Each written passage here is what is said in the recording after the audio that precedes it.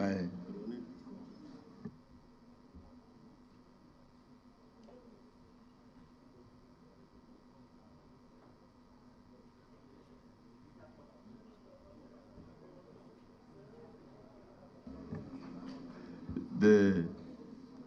the nominee before us is well known to all of us.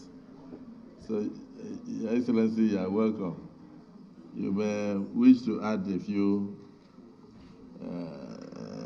just a kind of summarized version of your resume, and then thereafter take questions from the distinguished senators.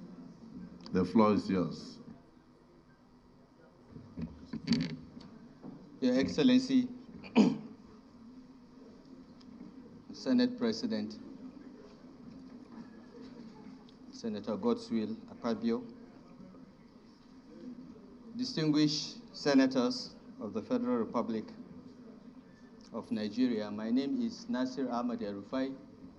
I am standing before you as a result of being nominated to be a minister of the government of the Federation.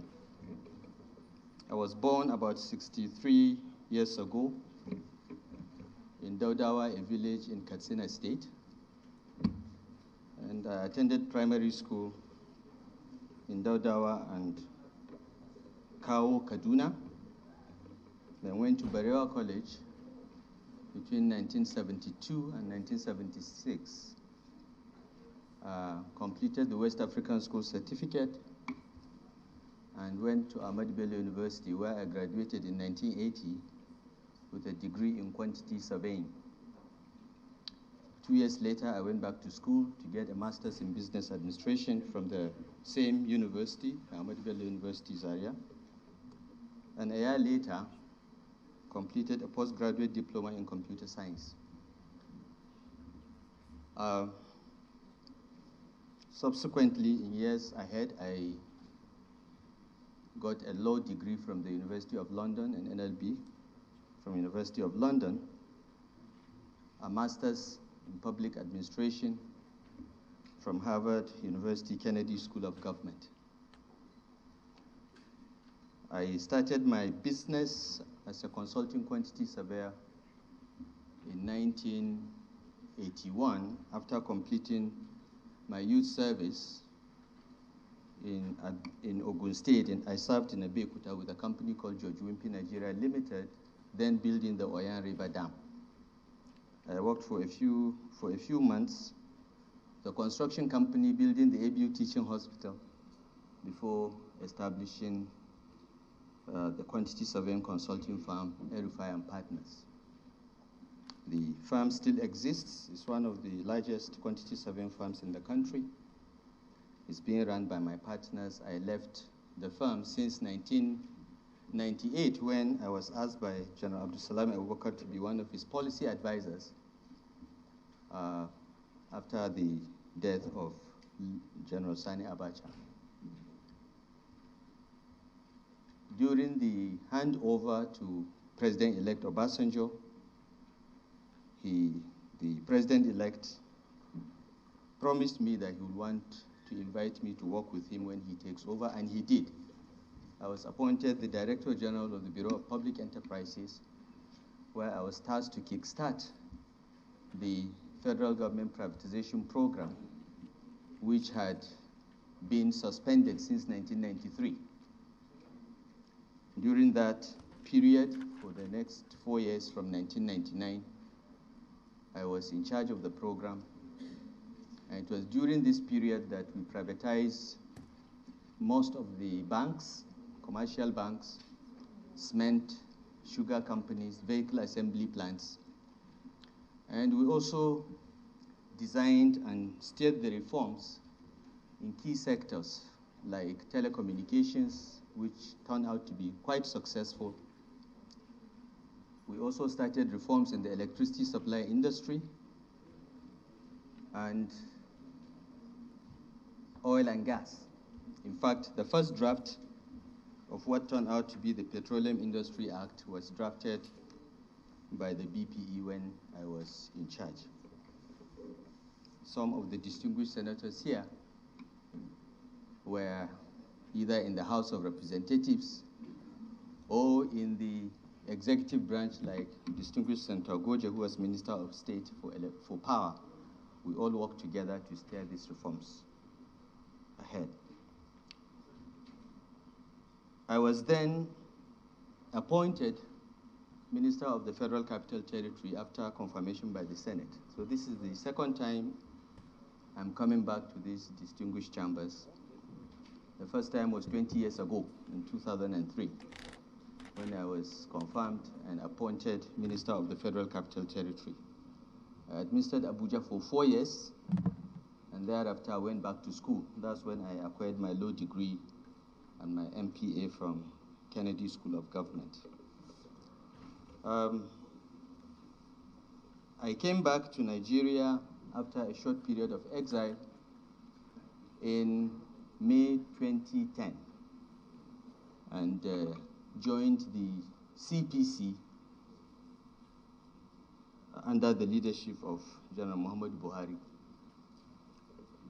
Eventually, the CPC, of course, merged with other parties to form the APC.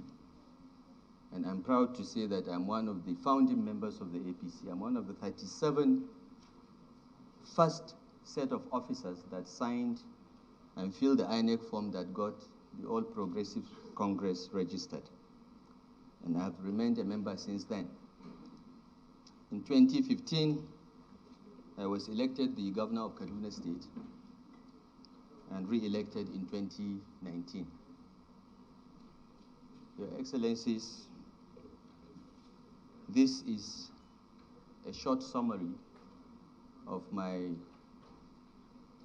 life, my education experience, private sector and public service career. Thank you, Mr. President.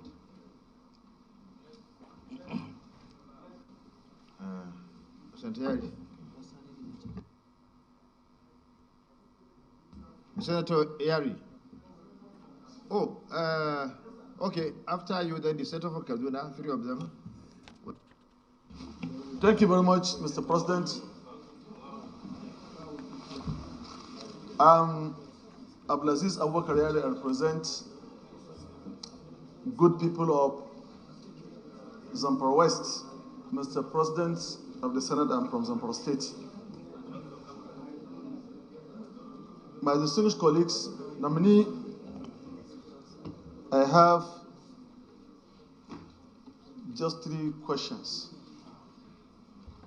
Number 1, if you are confirmed by the Senate and eventually Mr. President see you deem fit to assign you in the energy sector of power, understanding the serious situation of our energy situation and the power situation in Nigeria, what do you intend to do to improve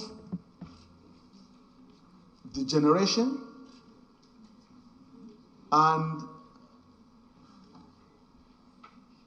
distribution line?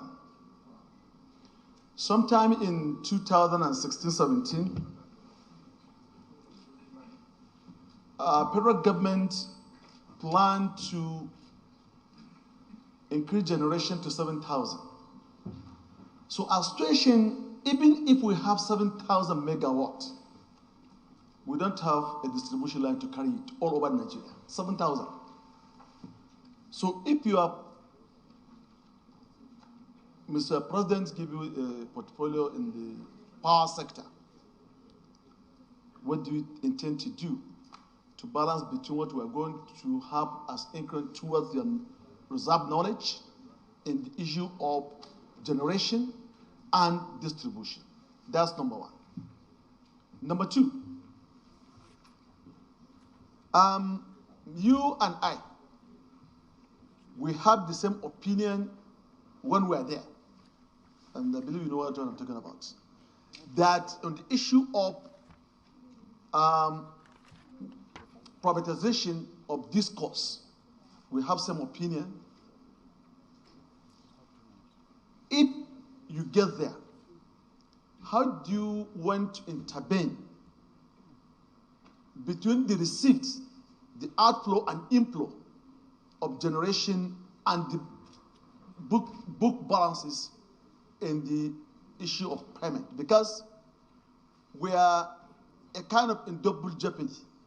At any point in time, we are out of subsidy of oil.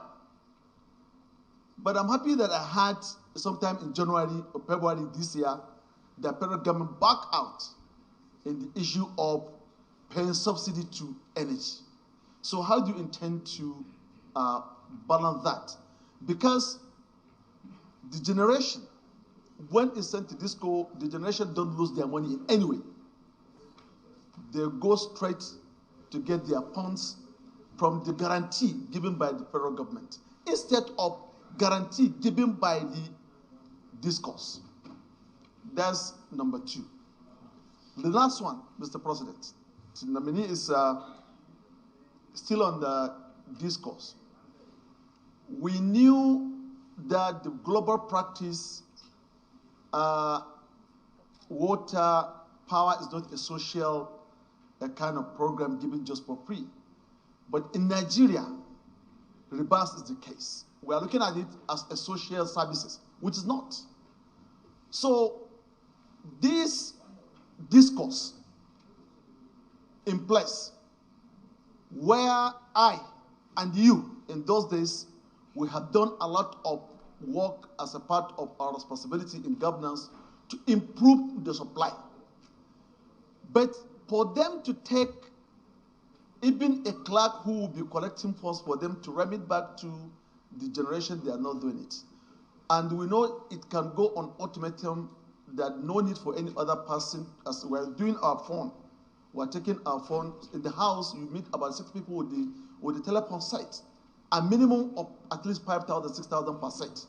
And also we recharge every week at least 300, 1,000. So if we put the whole family that they're having their meters, what do you intend to impose this discourse to put automatic a kind of a plan whereby your own people, public of Nigeria, will be shortchanged on giving established bills instead of going pay as you earn. You get the service, you pay. As we are paying our phone, we pay service and we get access to service. So what do you intend to do on this? Thank you, Mr. President. Senator Khalil. Thank you, Mr. President, distinguished colleagues. My name is Ibrahim Khalid. I represent Kaduna North. I am from Kaduna State. Let me start by congratulating the nominee for his nomination as a Minister of the Federal Republic. I wish to further inform this Senate that the resolve of the 3 senators from Kaduna State, in consultation with the people of Kaduna State from across the political divide, have resolved and agreed that we should support the nomination of this very important nominee. Furthermore, the nominee is from Kaduna State, an bona fide indigenous of Kaduna State. Secondly, he appeared before these hallowed chambers sometimes in 2003, and he was screened and cleared. And precisely, he is a person that is well known nationally and internationally. He has the capacity to continue with the good deed he's been doing while he was a minister. In this regard, I want to urge the Senate to consider this, and also, based on the established precedents that was established yesterday, in respect of his colleagues, the 2 governors who came and appeared before us. Nobody asked them questions.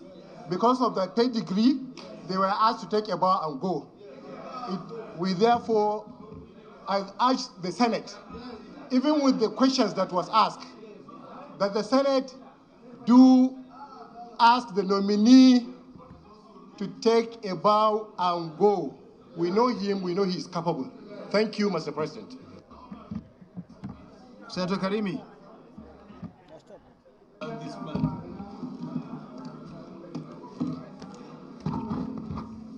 Thank you, Mr. President. My name is Karimi Sunday. I represent Kogi West. My Excellency, Governor Nasir el-Rufai, your performance in any office you find yourself in this country has been outstanding. In BPE, your record is there. In FCT as a minister, your record is there. And as two-time governor of Kaduna State, you did well. But I have a very strong petition against you that borders on security, unity, and cohesiveness of Nigerian nation. And I think that petition has to be considered along in this screening exercise.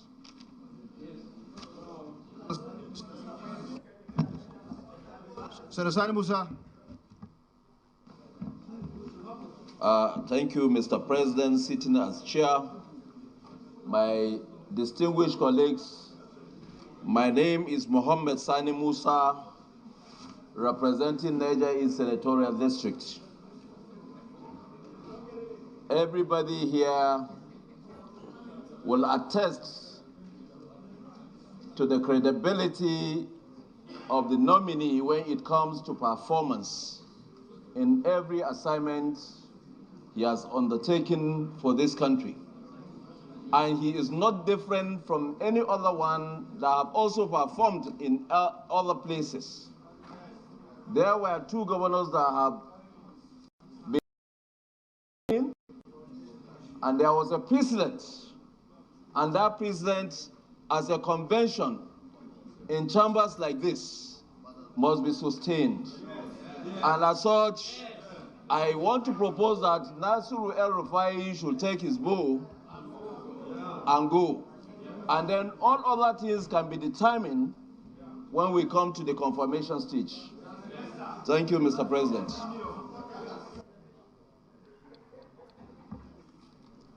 Senator Danjuma Goji.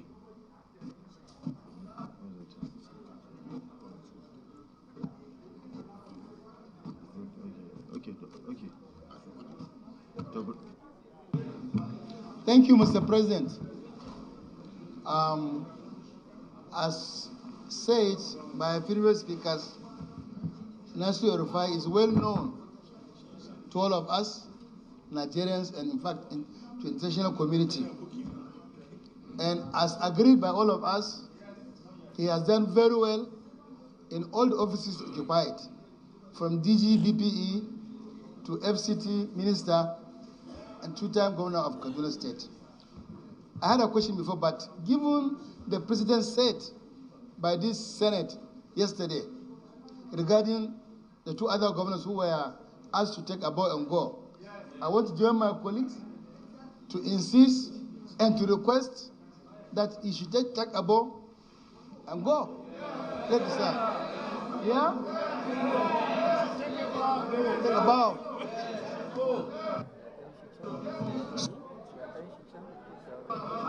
I don't submit. Thank you very much. Order, please. I think we have gotten enough questions. We'll avail him the opportunity to respond. When he responds, then we can allow you to go bow and go. Yeah. And Karimi, you came forward with, I don't know whether you follow the normal something, but well, order, please. Order, please. Whatever is the case, this is an opportunity for nominees to explain, to showcase themselves. Then later we'll come to the confirmation approval. So, Mr. Dominic, you can please answer the question so that and then you bow and go. Thank you. Thank you, Mr. Deputy Senate President. I want to first thank the distinguished senators for the very warm remarks made on my person and on my public service record. I want to convey my gratitude to the Senate for this recognition. My brother, the distinguished senator from Zamfara State and our former chairman of the Governors Forum, asked 3 questions, all centered around the electricity supply industry. I will take them together because they are all connected. My brother asked about how do we ramp up generation and distribution? What do we do about the privatized discourse and the issues of subsidies and illiquidity around them, and the various guarantees that have so far costed the government more than 1.6 trillion after privatization?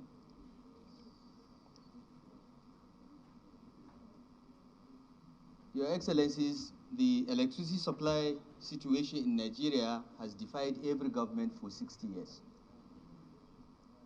It has defied every president. President Asiwaju Bola Ahmed Tinubu is committed to ensuring that Nigeria has stable and reliable electricity supply. Because without electricity, industrialization is a pipe dream. Without electricity, even agriculture today is not a viable proposition. So he's committed to that, and he has asked me to work with him to address these problems. And I will do my best to do so. Your Excellencies, right now Nigeria has about 13,000 megawatts of installed generation capacity, but we hardly do more than 4,000 or 5,000 megawatts. So to improve generation, the first order of business is to look at what is constraining the full production of electricity from these 13,000 megawatts. Why do we have 13,000 installed and only 4,000 or 5,000 being produced? Many of the generation stations cannot produce because of poor supply of gas. 80% of our generation is from gas, and the balance is hydro. The gas-fired stations often don't have supply of gas. There are power stations that have been completed 2 or 3 years ago, and they have produced nothing because there is no gas supply. So that's another thing that must be addressed. We must ensure that gas and power are together under one roof for this issue of gas supply, which has persisted for over 20 years, to be resolved. But Your Excellency, even if we are able to generate 13,000 megawatts today, our transmission infrastructure can only do 5,000, maybe 6,000 at best. So the second major constraint to electricity supply in Nigeria is the transmission infrastructure. We need to close the loop in our transmission system so that the 13 system collapses we had in 2022 are not repeated again in our history. And this can be done. There is money to expand the transmission infrastructure. We just need to organize ourselves, remove politics from transmission procurement, and focus on improving our transmission infrastructure. The third problem is distribution. In 2013, we privatized our distribution companies, 11 of them, 60% to the private sector, 40% to be held by government. The idea is that the 40% is supposed to be listed on the stock exchange so that every Nigerian will be a shareholder in these companies. But that has not happened. 10 years after privatization, the government is still, in one way or the other, subsidizing electricity. As I said, the last time we checked, it was about 1.6 trillion in a privatized environment. This is unsustainable and unacceptable. But what do we do with the distribution companies? They have been privatized. About 5 or 6 of them are under receivership because those that bought the companies borrowed from banks and have not been paying the banks. So the banks have taken over 5 or 6 of them. And the last time we did a stress test on the distribution companies, only about 3 of them out of 11 are doing well. So there is a lot of work to be done regarding distribution, because distribution is the last end of the electricity supply chain. If it does not work, they don't enough metering, then they would not be able to pay for power supplied by the generation companies. And when they are unable to pay, the gap is what the government now pays. Otherwise, they will invoke the partial risk guarantee posted by the federal government of Nigeria. So this is a major problem and has to be addressed.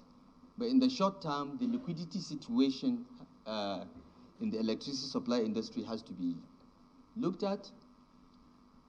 Tariffs must be cost reflective, and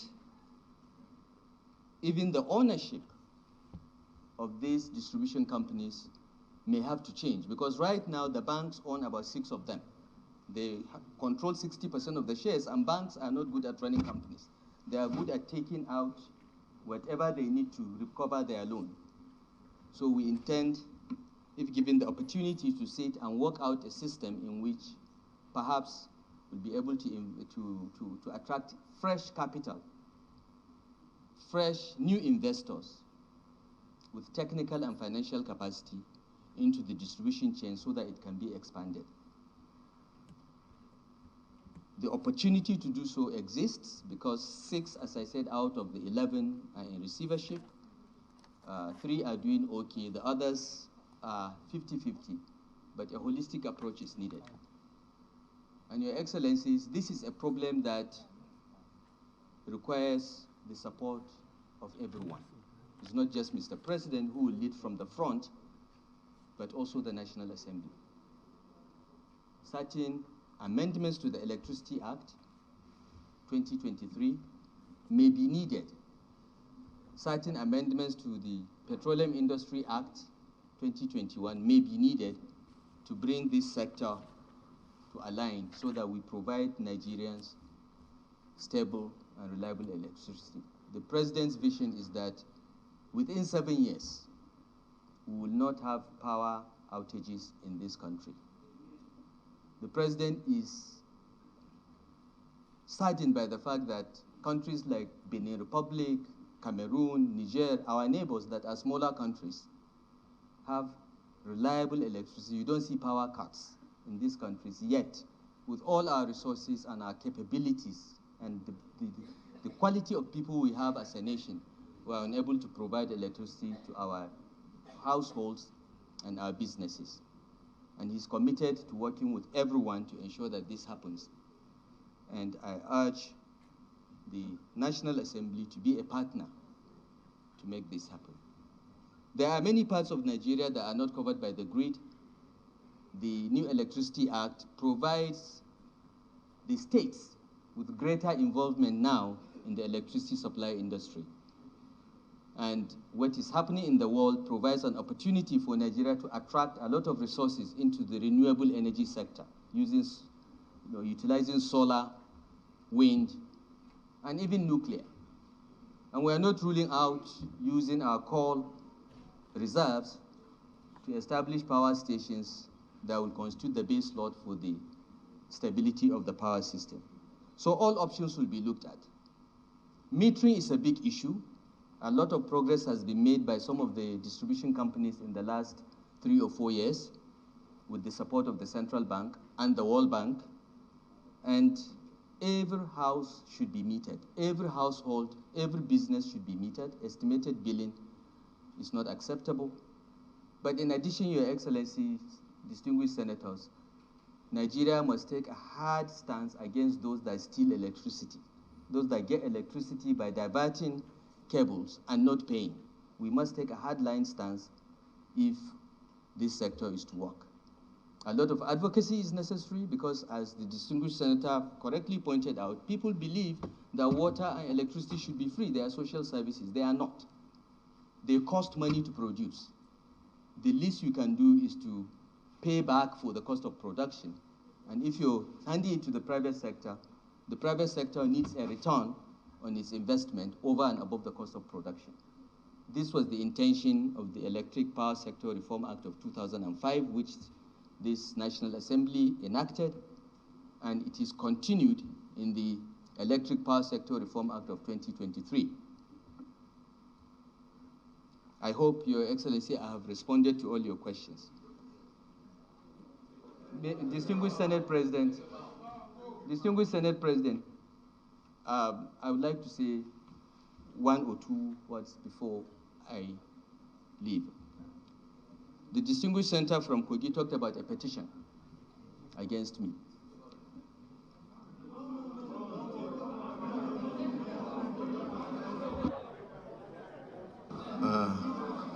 Distinguished colleagues,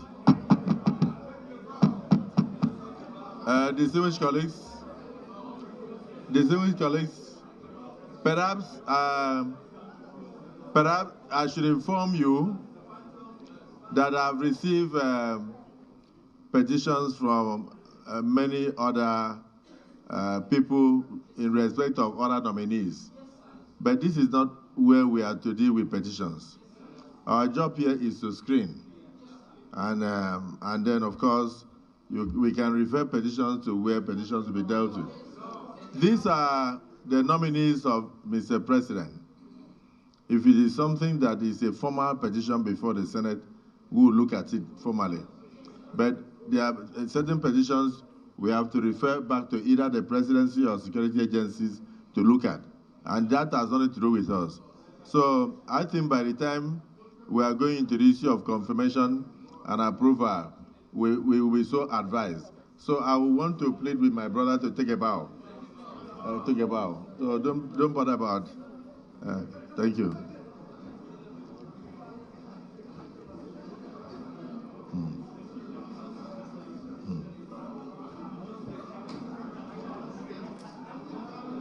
Okay, thank you, sir. Thank you.